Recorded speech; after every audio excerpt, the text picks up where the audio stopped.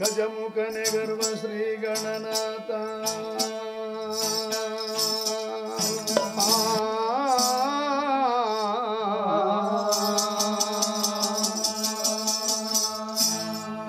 ಗಜಮುಖನೆ ಗರ್ವ ಶ್ರೀ ಗಣನಾಥ ಇಲಿಯ ವಾಹನವನೇರಿ ತ್ರಿಲೋಕ ಸಂಚರಿಪ ಶ್ರೀ ಗೌರಿವರ ಪುತ್ರ ಶಿವನ ಕುಮಾರ ವಿಜಯದಾಯಕ ಕೊಡುಯನಿಗೆ ಮತಿಯ ನಿನ ಪಾದ ಚರಣಗಳಿಗೆ ಮೊದಲು ಶರಣಯ್ಯ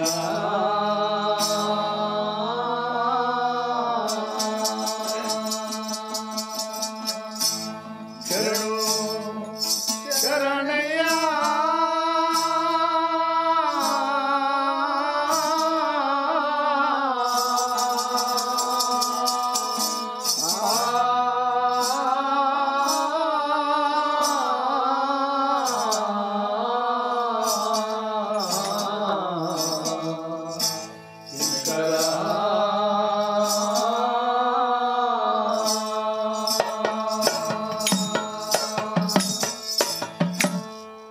ನಂಬಿದವರ ಮನೆಯ ಒಳಗೆ ತುಂಬಿ ತುಳುಕಾಡು ಬಪ್ಪ ಸಿದ್ದಯ್ಯ ಸ್ವಾಮಿ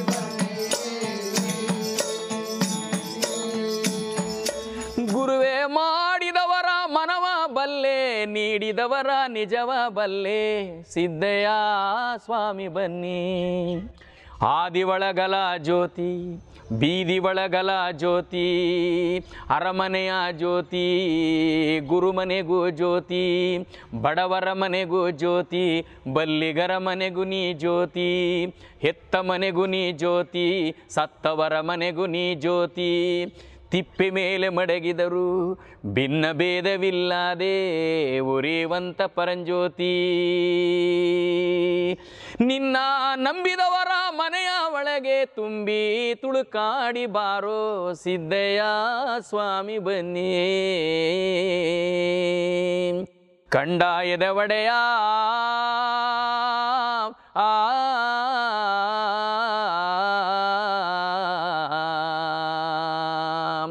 ಲಿಂಗಯ್ಯ ನೀವೇ ಬನ್ನಿ ನೀಲಗಾರರ ಪರಂಪರೆ ಮಾತಿನ ಮಹಾಕಾವ್ಯ ಬಹಳ ದೊಡ್ಡ ಸಂಪನ್ನ ಸಮುದಾಯ.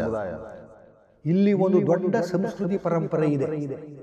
ತಾವರ ಆಗದೆ ಉಳಿದಿರೋ ಅಂತ ಒಂದು ಪಂಥ ಅಂದ್ರೆ ನೀಲಗಾರ ಪಂಥ ಅಂತಾನೆ.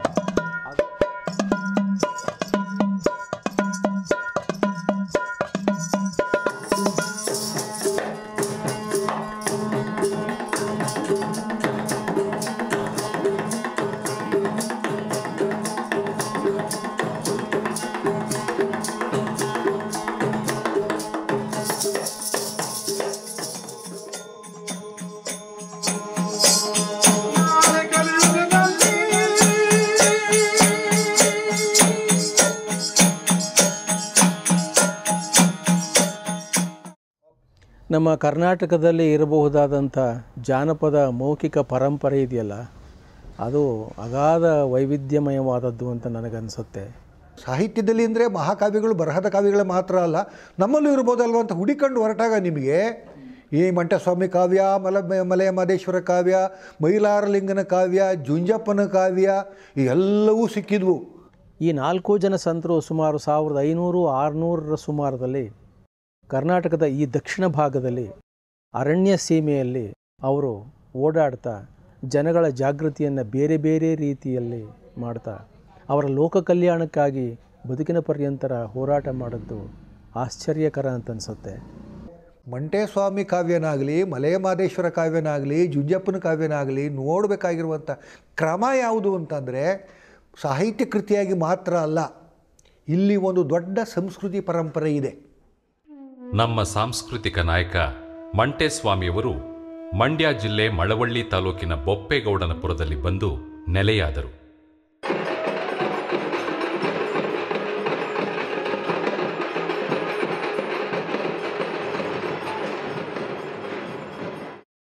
ಮಂಟೇಸ್ವಾಮಿಯವರು ಉತ್ತರ ದೇಶದಿಂದ ಈ ದಕ್ಷಿಣ ಪ್ರಾಂತ್ಯಕ್ಕೆ ಬಂದು ಇಲ್ಲಿ ಬೊಪ್ಪೇಗೌಡನಪುರದಲ್ಲಿ ನೆಲೆಯಾದ ನಂತರ ಸಿದ್ದಪ್ಪಾಜಿಯವರು ಚಿಕ್ಕಲ್ಲೂರಲ್ಲಿ ನೆಲೆಯಾಗಿ ಕಪ್ಪಡಿಯಲ್ಲಿ ರಾಚಪ್ಪಾಜಿ ಮತ್ತು ಚೆನ್ನಾಜಮ್ಮನವರು ಐಕ್ಯವಾಗಿ, ಮುಟ್ನಳ್ಳಿ ತೋಪಲ್ಲಿ ದೊಡ್ಡಮ್ಮತಾಯಿಯವರ ಐಕ್ಯವಾಗಿ, ಲಿಂಗಯ್ಯ ಚೆನ್ನಯ್ಯ ಕೊಳ್ಳೇಗಾಲದ ಪಕ್ಕ ಕುರುಬನಕಟ್ಟೆ ಅನ್ನೋ ಸ್ಥಳದಲ್ಲಿ ಐಕ್ಯವಾದ ಮೇಲೆ ಮಂಟೇಸ್ವಾಮಿಯವರು ಈ ಭೂಮಿಯಲ್ಲಿ ಅವರು ಮರೆಯಾಗುವಾಗಲೇ ಹೇಳ್ತಾರೆ, ಈ ಸಂಪ್ರದಾಯ ನೀವು ನೀಲ್ಗಾರ ಸಂಪ್ರದಾಯ ಅಂತೇಳಿ ಅನುಭವಿಸ್ಕೊಂಡು ಹೋಗಿ.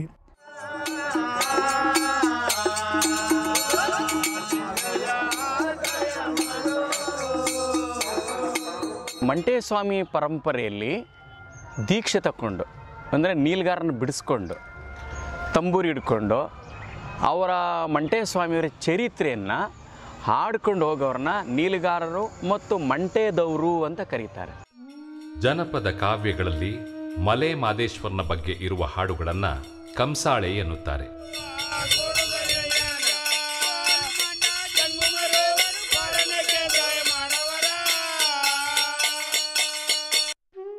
ಅದೇ ರೀತಿ ಮಂಟೇಸ್ವಾಮಿಯವರ ಬಗ್ಗೆ ಇರುವ ಹಾಡುಗಳನ್ನು ನೀಲಗಾರರ ಮೇಳ ಎನ್ನುತ್ತಾರೆ.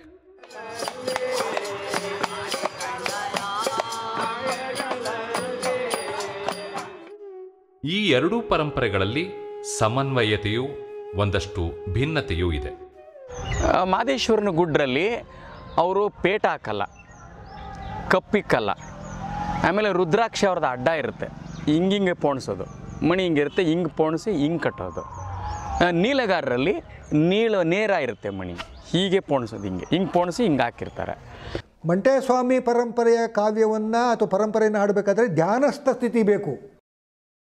ಇದು ಮಲೆ ಮಾದೇಶ್ವರನ ಕಾವ್ಯವನ್ನು ಹಾಡಬೇಕಾದಾಗ ಅದು ಒಂದೇನು ಅಂದರೆ ಒಂಥರ ಉತ್ಸಾಹ, ಒಂಥರ ಉನ್ಮಾದ, ಈ ಥರದ ಪರಿಸ್ಥಿತಿ ಬೇಕು. ಕರ್ನಾಟಕ ರಾಜ್ಯದ ಚಾಮರಾಜನಗರ, ಮೈಸೂರು, ಮಂಡ್ಯ, ಬೆಂಗಳೂರು ಜಿಲ್ಲೆಗಳಲ್ಲಿ ನೀಲಗಾರರು ಹೆಚ್ಚಿನ ಸಂಖ್ಯೆಯಲ್ಲಿ ಇದ್ದಾರೆ. ಅವರಲ್ಲಿ ಕೆಲವರು ಮಾತ್ರ ವೃತ್ತಿಗಾಯಕರು.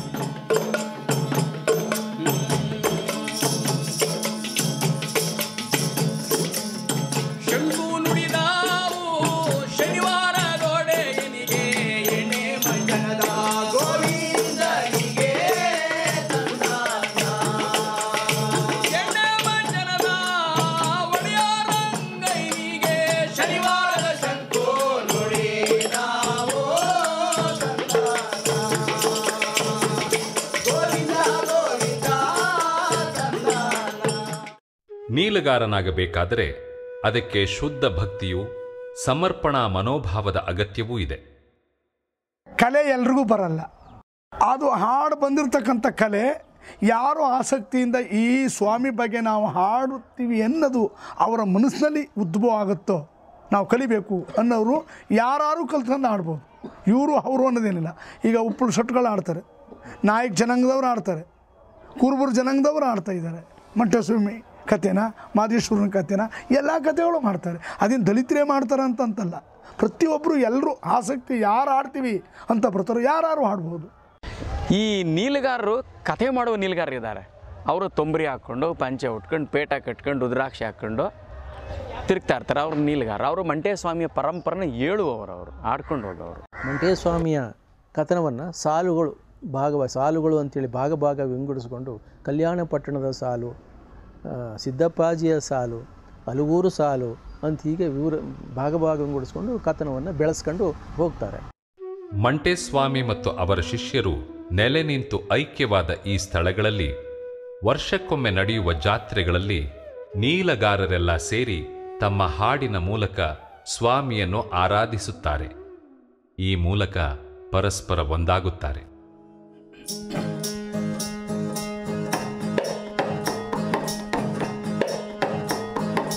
ಬನ್ನಿ ಗುರುವೇ ಸಿದ್ದಪ್ಪಾಜಿ, ಬಾರಿ ಕಂಡಾಯ ತಮ್ಮೆಗಳಲ್ಲಿ.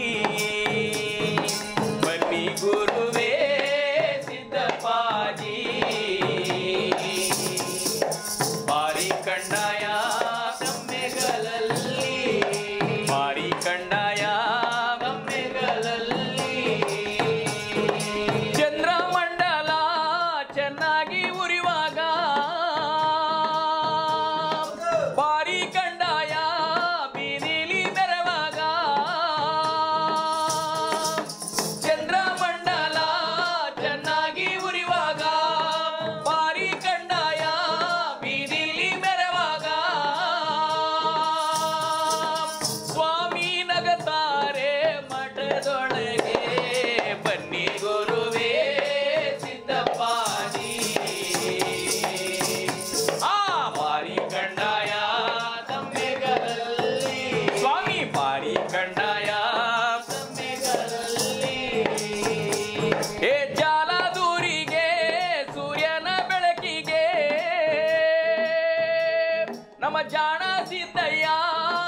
ವರಸೆ ನೋಡೋಕೆ ಸ್ವಾಮಿ ಹುಲಿಯೇರಿ ಬರುತ್ತಾರೆ ಬನ್ನಿ ಗುರುವೇ ಸಿದ್ದಪ್ಪಾಜಿ ಬಾರಿ ಕಂಡಾಯ ತಮ್ಮೆಗಳಲ್ಲಿ. ಮಂಟೇಸ್ವಾಮಿ ಪರಂಪರೆಯ ಪ್ರಚಾರಕರಾದ ಇವರಲ್ಲಿ ರಾಗ, ಕಾವ್ಯಪ್ರಜ್ಞೆ ಹಾಗೂ ಆಸಕ್ತಿ ಇರುವವರು ಮಾತ್ರ ವೃತ್ತಿಪರ ಗಾಯಕರಾಗುತ್ತಾರೆ.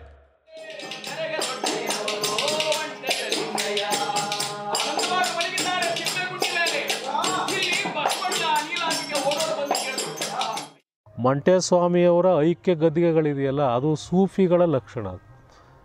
ಮತ್ತು ಗದ್ಗೆ ಮೇಲೆ ಒದಿಸೋಂಥ ಒಂದು ವಸ್ತ್ರಗಳಾಗಲಿ ಇವೆಲ್ಲವೂ ಕೂಡ ಸೂಫಿ ಲಕ್ಷಣಗಳಿದೆ.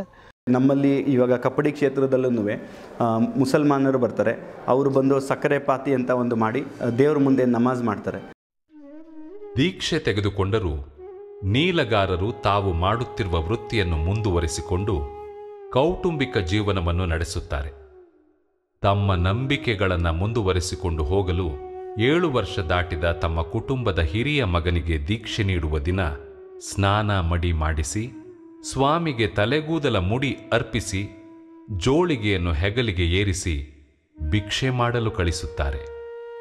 ಭಿಕ್ಷೆಯ ಮೂಲಕ ತನ್ನೊಳಗಿನ ಅಹಂಕಾರವನ್ನು ತನಗೇ ತಿಳಿಯದಂತೆ ಕಳೆದುಕೊಳ್ಳಲು ಅವನು ಆರಂಭಿಸುತ್ತಾನೆ.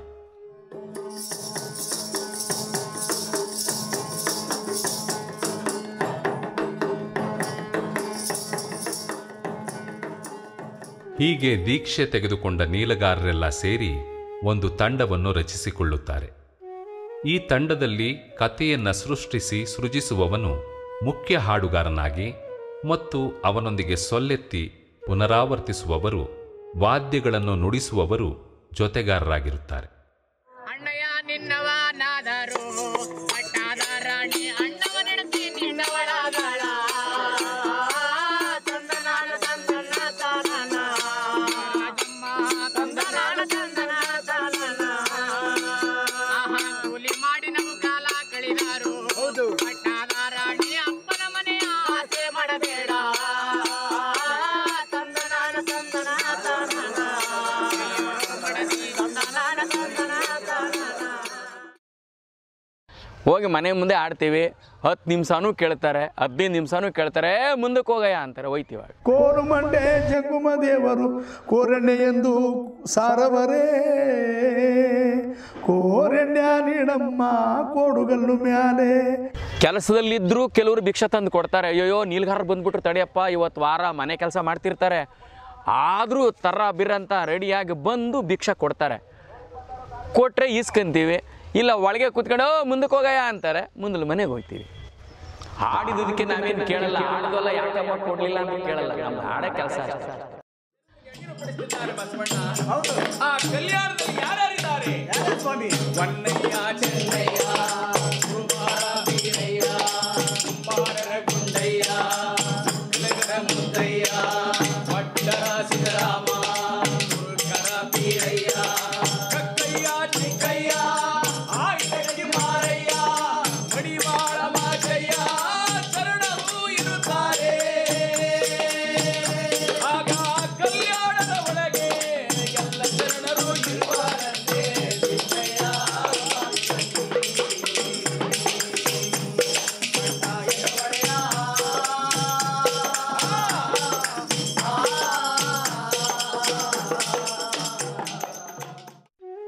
ನೀಲಗಾರರ ಹಾವಿನ ಹೆಡೆಯ ತಂಬೂರಿ ಒಂದು ವಿಶಿಷ್ಟವಾದ ಮತ್ತು ಪ್ರಧಾನವಾದ ಜನಪದ ವಾದ್ಯ. ಇದನ್ನೇ ಮಂಟೇದವರ ಸರಸ್ವತಿ ಎಂದು ಕರೆಯುತ್ತಾರೆ. ಜೊತೆಗೆ ಈ ತಂಬೂರಿಯನ್ನು ಹಲಸಿನ ಮರದಿಂದ, ಬೀಟೆ ಮರದಿಂದ ತಯಾರಿಸ್ತಾರೆ. ಇದನ್ನು ಮರ ತಂದು ನೀಟಾಗಿ ನಾಗರ ಸೆಡೆ ಅಂತ ಇದನ್ನು ಮಾಡಿ ಇದಕ್ಕೆ 4 ತಂತಿಗಳಾಗ್ತಾರೆ. ಮಂದ್ರ, ಪಂಚಮಿ, ಮಧ್ಯಮ ಅಂತೇಳಿ ಇದಕ್ಕೆ 4 ತಂತಿಗಳನ್ನು ಹಾಕಿ ಅದಕ್ಕೆ ಬೇಕಾದಂಥ ಶ್ರುತಿನ ನಮ್ಮ ಹಾಡುಗಾರಿಕೆಗೆ ಎಷ್ಟು ಬೇಕಷ್ಟು ಶ್ರುತಿ ಹಾಕ್ಕೊಂಡು ಹಾಡ್ತೀವಿ. ಇದು ಹಲಸಿನ ಮರದಿಂದ ತಯಾರಿಸುವಂಥದ್ದು. ಇದು ಗಗ್ರ ಕಂಚಿಂದು. ಜೊತೆಗೆ ಇದ್ರ ಜೊತೆಗೆ ನಾವು ಕತೆ ಮಾಡಬೇಕಾದ್ರೆ ಪಕ್ಕವಾದ್ಯಗಳು ನುಡಿಯೋದು ಯಾವುದು ಅಂದರೆ ಇದನ್ನು ಕಂಚಿ ಅಂತೇಳಿ ಕರಿತೀವಿ. ಕಂಚಿ. ಇದು ಮಣ್ಣಲ್ಲಿ ಮಾಡಿ ಈ ಉಡಿಂದ ಚರ್ಮ ಹಾಕಿ ಮುಚ್ಚಿಕೊಡ್ತಾರೆ. ಇದನ್ನು ನುಡಿಸ್ಕೊಂಡು ಹಿಮ್ಮಳ ಹಾಡ್ತಾರೆ ನನ್ನ ಜೊತೆಯವರು. ಈ ಡಕ್ಕಿ ಮರದಲ್ಲಾರು ಮಾಡ್ಬೋದು. ಇದು ಮಾಡಿರ್ತಕ್ಕಂಥದ್ದು ತೆಂಗಿನಕಾಯಿನ ಕಂಟೆ. ಇದು ತೆಂಗಿನಕಾಯಿಗಳು ಎರಡು ಆ ಕಡೆ ಈ ಕಡೆ ಜುಟ್ಟನ ಎರಡು ಕೂದು ಫೆವಿಕಲ್ ಕಂಟಿಸಿ, ಇದು ದನಿನ ಸಳ್ಳನೆ. ಇದು ದಾರ ಹಾಕೊಂಡು ಇದ್ರ ನಾದ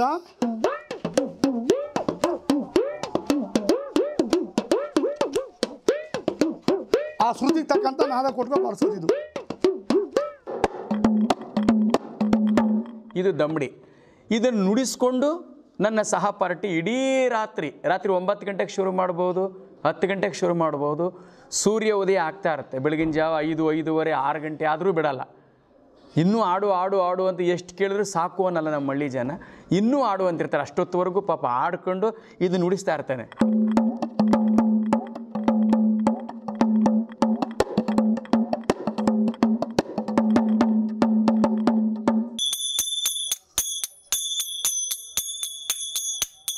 ಇದು ತಂಬೂರ, ತಾಳ, ಡೆಕ್ಕಿ, ಇದು ಮೂರಕ್ಕೂ ಹಾಡಿ ಮೆರುಗು ಜನಗಳಿಗೆ ಮೆರುಗು ಕೊಡೋದಕ್ಕೆ ಮತ್ತು ಅವನಿಗೆ ದುಗ ಆಗದೆ ಇರಲಿ.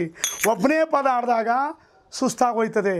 ಅರ್ಧ ಪದ ಇವನು ಆಡಿ ಇನ್ನರ್ಧ ಪದ ಸೊನ್ನೂರು ಕೊಟ್ಟಾಗ ಇವನು ಸುಧಾರಿಸ್ಕೊಂಡು ಉಸಿರು ತಗೊಂಡು ಮುಂದಕ್ಕೆ ಪದ ಆಡೋದಕ್ಕೆ ಅನುಕೂಲ ಆಗುತ್ತೆ ಅಂತೇಳಿ ಪದಗಾರ ಏನು ಮಾಡವನೇ, ಇವರಿಗೆ ತಾಳ ಮತ್ತು ಡಕ್ಕಿ ಎರಡನ್ನೂ ಕೊಟ್ಟವನೇ. ತಂಬೂರ ನುಡಿಸ್ಕೊಂಡು ಗಗ್ರ ಹಾಕೊಂಡು ಪದ ಆಡಿ ಇನ್ನರ್ಧ ಸೊಲ್ಲ ಇವರು ಕೊಟ್ಟಾಗ ಅವ್ರು ಸೊಲ್ಲಾಡಿ ಬರೋ ತನಕ ಇವನು ಪದ ಜ್ಞಾಪಿಸ್ಕೊಂಡು ಮತ್ತೆ ಇವನು ಪದ ಆಡೋದಕ್ಕೆ ಅನುಕೂಲ ಆಗೋದು. ಇದು ತಾಳ. ಅಖಿಲಾಂಡ ಕೋಟಿ ಬ್ರಹ್ಮಾಂಡ ನಾಯಕ ಕಪಟ ನಾಟಕ ಸೂತ್ರಧಾರಿ ಆದಿ ನಾರಾಯಣ ಮನಿಕೊಟ್ಟು ಯೋಚನೆ ಮಾಡ್ತಿದ್ದಾನೆ. ಅಂತ ಚೆಲುವೆ ಎಲ್ಲಿದ್ದಾಳೆ ಅಂತ ಹೇಳಿ ಸುತ್ತ ಪೋಡಕ್ ದೃಷ್ಟಿ ಮಾಡಕ್ ನೋಡ್ರಿ ಎಲ್ಲೂ ಕಾಣಲಿಲ್ಲ ಅಂತ ಚೆಲುವೆ. ಕಟ್ಟ ಕಡೆಯದಾಗಿ ಸ್ವಾಲಿಗರ ಬೊಮ್ಮೇಗೌಡನ ಪೋಡಕ್ ದೃಷ್ಟಿ ಮಾಡಕ್ ನೋಡ್ತಾನೆ. ಅಲ್ಲಿ ಸೋಲಿಗರ ಬೊಮ್ಮೇಗೌಡನಿಗೆ 7 ಜನ ಹೆಣ್ಣು ಮಕ್ಕಳು. ಸ್ವಾಮಿ? ದೊಡ್ಡರಂಗಿ, ಚಿಕ್ಕರಂಗಿ, ದೊಡ್ಡ ಕೇತಿ, ಚಿಕ್ಕೇತಿ, ಲಚ್ಚಿ, ಲಕ್ಷ್ಮಿ, ಎಲ್ಲಕ್ಕೆ ಕಟ್ಟ ಕಡಿಯವಳೆ ಕುಸುಮಾಲೆ. ಬಹಳ ಸುಂದರವಾಗಿದ್ದಾಳೆ. ಅವಳ ಮೇಲೆ ಕಣ್ಣು ಮಡಗದ ರಂಗಪ್ಪ. ಎಂತ ಚೆಲುವೆನಯ್ಯ, ಎಂತ ಚೆಲುವೆ ಇವಳು. ಆದ್ರೆ ಇವಳನ್ನೇ ಆಗ್ಬೇಕು. ಸಿಕ್ತಾಳೋ ಸಿಕ್ಕಲ್ವೋ ಅವಳನ್ನೇ ಆಗ್ಬೇಕು. ತಂದ್ರೆ ಬೆಳ್ಳಿ ಬೆಟ್ಟಕ್ಕೆ ಇವಳನ್ನೇ ತರಬೇಕು ಅಂತ ರಂಗಪ್ಪ ಯೋಚನೆ ಮಾಡ್ದ. ಆದ್ರೆ ಬಹಳ ಕಾರವಾಗವ್ರಲ್ಲ. ಮತ್ತೆ ಯಾವ ರೀತಿ ಮಾಡ? 7ನೇವರು ಬಾರಿ ಕಿಲಾಡಿಗಳು. ಅಲ್ಲ ಇವಳು ಸಿಕ್ತಾಳೋ ಸಿಕ್ಕಲ್ವೋ ಗೊತ್ತಿಲ್ವಲ್ಲ. ಆಗ ರಂಗಪ್ಪ ಅಂತಾನೆ, ಸಿಕ್ಕದೆ ಏನ್ ಮಾಡ್ದಳು ಬಿಡ್ರಿ, ಸಿಕ್ಕದೆ ಏನ್ ಮಾಡ್ದಳು, ಎಂತೆಂತವ್ರನ್ನೋ ಬಗ್ಸಿವ್ನಿ ನಾನು, ಇವಳು ಯಾವ ಲೆಕ್ಕ ನನಗೆ ಹಂಗನ್ಕೊಂಡ್ ರಂಗಪ್ಪ ಅಂತಾನೆ. ಅಲ್ಲ ಬಗ್ಗದಿರುವ ಹೆಣ್ಣ ನಾನು ಬಗ್ಗ ಕಳೆದೆ ಹೋದ ಮ್ಯಾಲೆ ನಾಮಾಯಿ ಕಲೆಗೆ ಪಾಲಾವೇನೋ ತಂದಾನ. ಒಲಿದಿರುವ ಹೆಣ್ಣ ನಾನು ಒಲಿಸಿ ಕಳೆದೆ ಹೋದ ಮ್ಯಾಲೆ ಸಂಕು ಜಾಗರೆ ಅಯ್ಯೋ ಪಾಲಾವೇನೋ. ಆವತ್ತಿನ ದಿನ ಕಿತ್ತು ತಿನ್ನ ಬಡತನ, ಊಟ ಇಲ್ಲ, ಹೊಟ್ಟೆ ತುಂಬ. ಈ ಕತೆ ಕಲ್ತ್ಕೊಂಡ್ರೆ ಹಳ್ಳಿ ಕಡೆ ಕೋರೆನೆಕ್ಕೆ ಹೋದಾಗ ಹಾಡು ಕೇಳೋರು, ಮೊರ ತುಂಬ ಏನಾದರೂ ತಿನಿಸಿ ತುಂಬಿಡೋರು. ಆಮೇಲೆ ಸ್ವಲ್ಪ ಊಟ ಕೊಡಿ ಅಂದರೆ ಊಟ ಕೊಡೋರು. ಈ ಊಟಕ್ಕೆ ಸಲುವಾಗಿ ಈ ತುತ್ತಿನ ಅನ್ನವನ್ನು ಚೀಲವನ್ನು ತುಂಬೋದಕ್ಕೋಸ್ಕರ ಆವತ್ತಿನ ದಿನ ನಾನು ಈ ಕಥೆಗಳು ಕಲಿಬೇಕಾದಂಥದ್ದು ಬಂತು. ಒಟ್ಲಿ ಈ ಕತೆ ಕಲಿಬೇಕಾದ್ರೆ ಬಡತನವೇ ಕಾರಣ. ಆಹಾ ಕಾಳಿಂಗನ ಗವಿಯಲ್ಲಿ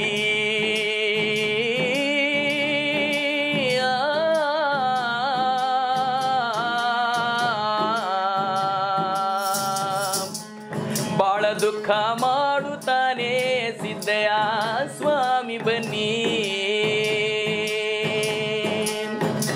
ಗುರುವೇ ನಾವು ಕೂಗುವ ಕೂಗು ನಿಮ್ಮ ಪಾದಕ್ಕರುವಾಗಲಯ್ಯ ಸಿದ್ದಯ್ಯ ಸ್ವಾಮಿ ಬನ್ನಿ. ಮಂಟೇದ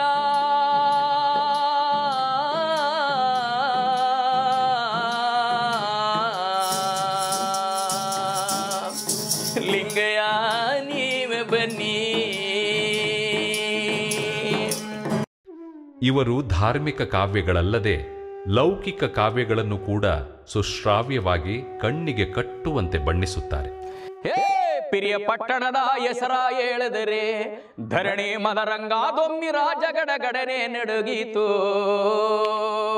ತಂದನಾನ ತಂದನ ತಾನಾನ ತಂದನ ತಂದನಾನ ತಂದನ ತಾನಾನ. ಪಿರಿಯಪಟ್ಟಣ ಕಾಳಗ ಮತ್ತು ನಿಂಗರಾಜಮ್ಮನ ಕತೆ, ನೀಲವೇಣಿ ಕತೆ, ಸಾರಂಗದಾರನ ಕತೆ, ಚೆನ್ನಿಗರಾಮನ ಕತೆ, ಬಾಣಾಸೂರನ ಕತೆ, ಮೈದಾಳರಾಮನ ಕತೆ, ಹೊರಗಲ್ಪಟ್ಟಣ ಕನಗತ್ರ ಹೊಡಿತಕ್ಕಂಥ ಕತೆ, ದೊಡ್ಡ ಬಸವಣ್ಣವ್ರ ಕತೆ, ಬಾಲಾಗಮ್ಮನ ಕತೆ, ಸರಗುರೈನ ಕತೆ ಮತ್ತು ಬೇವನಟ್ಟಿ ಕಾಳಮ್ಮನ ಕತೆ, ಹಾಲಂಬುಡಿ ಜುಂಜೇಗಮ್ಮನ ಕತೆ, ಶರಣ ಶಂಕಮ್ಮನ ಕತೆ, ಇಕ್ಕೇರಿ ದೇವಮ್ಮನ ಕತೆ, ಎಷ್ಟು ಕತೆಗಳು, ಎಷ್ಟು ಕತೆಗಳಿವೆ. ಇಬ್ರು ಹೆಂಡ್ತಿರಿದ್ದಾರ ಅವನ್ಗೆ, ಅದ್ರಿಷ್ಟು ಸುಳ್ಳು ಹೇಳಿದ್ದಾನೆ. ಅಯ್ಯೋ ನಾನೇನ್ ಮಾಡ್ಲಿ ಈಗ ಅಂತ ಹೇಳಿ ಅವನಂತಾಳೆ ಚಾಮುಂಡೇಶ್ವರಿ, ಅವರ ಇಬ್ಬರ ಹೆಂಡ್ತೀರ ತಿನ್ಕೊಂಡು ತಿಳ್ನೀರ್ ಕುಡ್ಕೊಂಡು ನಂಜುಂಡಪ್ಪ ಯಾವತ್ತು ಹೊಡಳ್ತ ನನ್ನ ಮನೆಗೆ ಬಂದನೋ ಕಾಣಲ್ಲ. ಆ ನಂಡಗಾಡು ನಂಜುಂಡೇಶ್ವರ ಅವಳಂತಾಳೆ, ಕಳ್ಳ ಅವರ ತಿನ್ನ ಕಳ್ಳ ತಿನ್ನ ಕಳ್ಳ ಅವರ ತಿನ್ನ ಕಳ್ಳ ಅವನ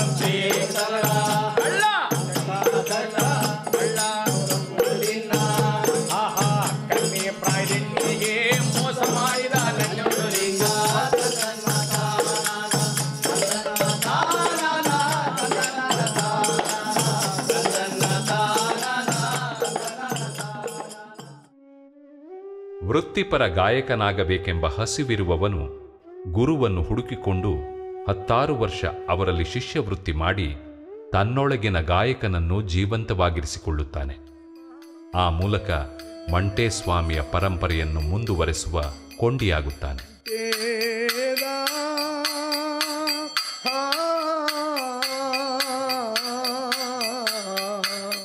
ಮೊಟ್ಟ ಮೊದಲಾಗಿ ನಮ್ಮ ತಂದೆಯವರು ಈ ತಂಬೂರಿ ಪದನೇ ಹೆಚ್ಚಿನ ಅವ್ರ ಕಸುಬೆ ಜೀವನನೇ ಅದಾಗಿತ್ತು.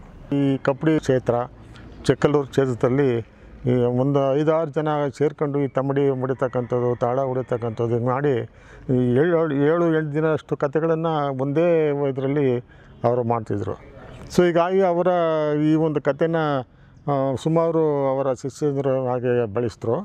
ಅದರಲ್ಲಿ ದೇಮಳ್ಳಿ ರಾಚಯ್ಯ ಅಂತ ಒಬ್ಬರು, ಬಸವಲಿಂಗಯ್ಯ ಅಂತ ಒಬ್ಬರು, ಕಾಳಶೆಟ್ಟಿ ಅಂತ ಒಬ್ಬರು. ಇಂದಿಗೂ ನೀಲಗಾರರ ಬದುಕು ಸುಖದ ಸೋಪಾನವೇನೂ ಅಲ್ಲ. ಹಾಗೆಂದು ಪ್ರಾಮಾಣಿಕವಾಗಿ ಈ ಪರಂಪರೆಯನ್ನು ಮುನ್ನಡೆಸುತ್ತಾ ಬಂದವರಿಗೆ ಅನ್ಯಾಯವೂ ಆಗಿಲ್ಲ. ಸಾಮಾಜಿಕವಾಗಿ ಹಿಂದುಳಿದ ಈ ವರ್ಗಕ್ಕೆ ಗಾಯಕ ವೃತ್ತಿಯಿಂದಲೇ ಆದಾಯ ದೊರಕಿದರೂ ಇಲ್ಲಿರುವ ಸಮಸ್ಯೆ ಬೇರೆಯೇ ಆಗಿದೆ. ಮಂಟೇಸ್ವಾಮಿ ಕಾವ್ಯದ ಪರಂಪರೆಯನ್ನು ಕಲಿಯುವಂಥದ್ದು ಸುಲಭ ಅಲ್ಲ. ನೀವು ಅದು ತಂಬೂರಿಯನ್ನಾಗಲಿ ಹಾಡುಗಾರಿಕೆಯನ್ನಾಗಲಿ ಅದು ಕಲಿಯುವಂಥದ್ದಕ್ಕೆ ಭಾಳ ತಾಳ್ಮೆ ಬೇಕು, ಸಮಯ ಬೇಕು, ತ್ಯಾಗ ಬೇಕು, ಇವೆಲ್ಲ ಬೇಕು. ಆ ಒಂದು ಪರಿಸ್ಥಿತಿ ಈಗ ಕಡಿಮೆ ಆಗ್ತಿದೆ. ಅವನ ಪಾದ ಮುಟ್ಟಿ ಪೂಜೆ ಮಾಡುವಂತ ಭಕ್ತರು ಕೊಚ್ಚಿ, ಕೊಯಮತ್ತೂರು, ಅಂದಾಮ, ಬಾದಾಮ, ಪಟ್ನಪಾಲಹಳ್ಳಿ, ಅರಕೆರೆ 6,000, ಬನ್ನೂರು 3,000, ಬೆಡಗಿನ, ಬೆಂಗಳೂರು, ಚಿಪ್ರಮಾಟಹಳ್ಳಿ, ಎಗಡಿದೇವನ, ಕೋಟಿ, ಕುಂಪಿ, ಧಾರವಾಡ, ಅಂಸ್ಕರ್, ಪಿರಿಯಪಟ್ಟಣ, ಹರಪಾಳ್ಯ, ಮರಪಾಳ್ಯ, ಸಂತಕಾಣಿ, ಸಂತೆಮರಳ್ಳಿ, ಬೆಳಕೋಳಿ, ರಾಮನಗರ, ಚನ್ನಪಟ್ಟಣ, ಮದ್ದೂರು, ಕನ್ನಂಬೋಡಿ, ಚಿತ್ರದುರ್ಗ, ಹಾಸನ, ಕೋನೂರು, ರಂಗೆ, ಬಸಾಪಟ್ಟಣ, ರುದ್ರಾಪಟ್ಟಣ, ಬೈರಪಟ್ಟಣ, ದುಗ್ಗಟ್ಟಿ, ಕೆಸ್ತೂರು, ಹೊನ್ನೂರು, ನರಸೀಪುರ, ನಂಜನಗೂಡು, ಮದ್ದೂರು, ಮಳವಳ್ಳಿ ಜನನೆಲ್ಲ ಕರ್ಕೊಂಡು ಬಂದು ಅವನ ಪಾದ ಮೇಲೆ ಅಡ್ಬಿಡಿಸ್ತೀನಿ. ತಾಯಿ, ನಿನ್ನ ಮಗನ ನನಗೆ ದಾನವಾಗಿ ಕೊಡವ್ವ ಅಂತ ಕೇಳಿದ್ರು ಧರ್ಮಗುರು ಪರಂಜ್ಯೋತಿ ಮಂಟೇದ್ರಿಂಗಯ್ಯ. ಅವ್ವ ಕೊಡೋಳು ನೀನಲ್ಲ ತಾಯಿ, ಬಿಡುವ ದೇವರು ನಾಮಲ್ಲ ಸಿದ್ದಯ್ಯ ಸ್ವಾಮಿ.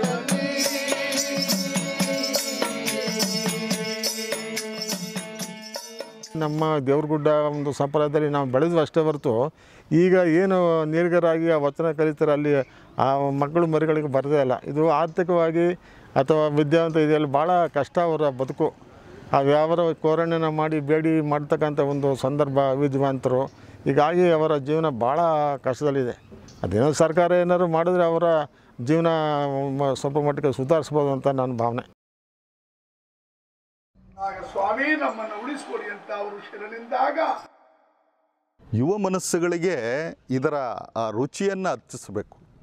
ಆವಾಗ ನಿಜಕ್ಕೂ ಮಕ್ಕಳ ಕಲಿಕಾ ಕ್ರಮ ಕೂಡ ಶ್ರೀಮಂತಗೊಳ್ಳುತ್ತೆ. ಆ ದೃಷ್ಟಿಯಿಂದ ಇವುಗಳನ್ನು ಪಠ್ಯದಲ್ಲೇ ಇದನ್ನು ಒಳಗೊಳ್ಳೋ ರೀತಿ, ಪಠ್ಯಗಳೇ ಒಳಗೊಳ್ಳೋ ರೀತಿ ಮಾಡೋಕ್ಕೆ ಸಾಧ್ಯವಾದರೆ ಇನ್ನೂ ಬೇಗ ಇದರ ಪ್ರತಿಫಲವನ್ನು ನಾವು ಕಾಣಲಿಕ್ಕೆ ಸಾಧ್ಯ ಆಗ್ಬೋದು ಅಂತ ಅನಿಸುತ್ತೆ.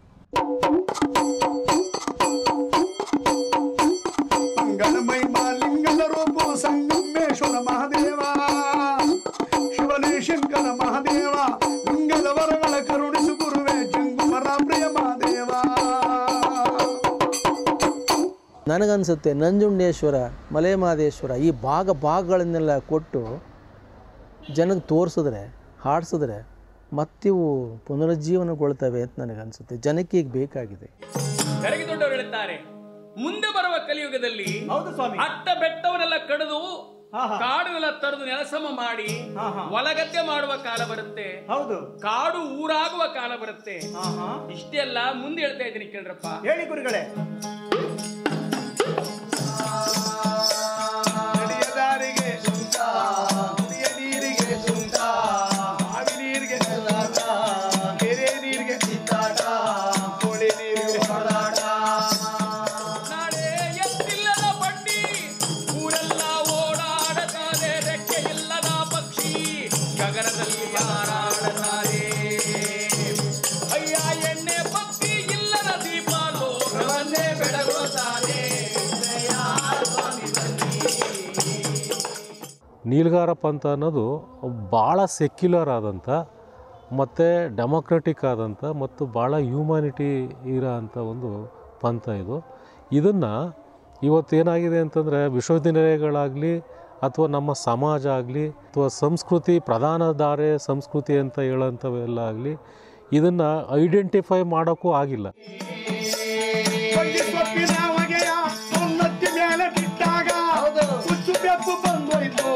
ಕೆಂಪಚಾರಿ ಮಗನಿಗೆ ಚುವಂದ ಜ್ಞಾನದಲ್ಲಿ ಹುಟ್ಟು ಬಟ್ಟೆ ಹರಿಯುತ್ತಾನೆ ಸ್ವಾಮಿ ಬನ್ನಿ. ಆಧುನಿಕ ಸಂಗೀತಗಳ ಭರಾಟೆಯ ಮಧ್ಯೆ ಇವರ ಸಾಂಪ್ರದಾಯಿಕ ಹಾಡುಗಳು ತಮ್ಮ ಅಸ್ತಿತ್ವವನ್ನು ಕಳೆದುಕೊಳ್ಳುತ್ತಿವೆ.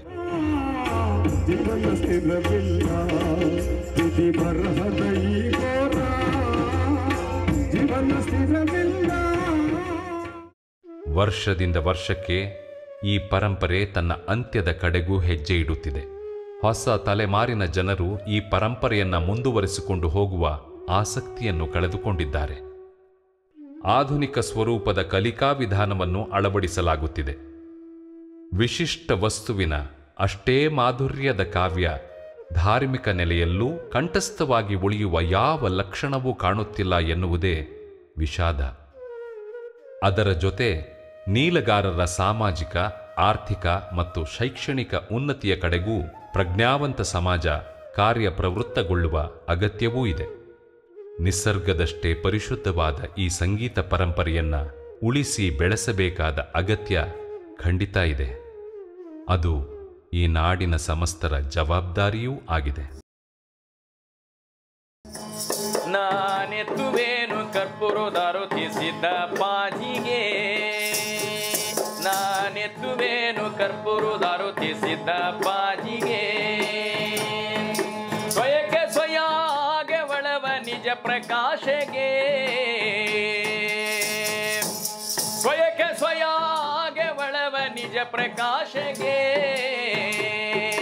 ಹುಟ್ಟು ತೊರೆದು ಗುಪ್ಪನಿಂದಿರುವ ಗುರು ಸಿದ್ದೇಶಗೆ, ಹುಟ್ಟು ತೊರೆದು ಗುಪ್ಪನಿಂದಿರುವ ಗುರು ಸಿದ್ದೇಶಗೆ,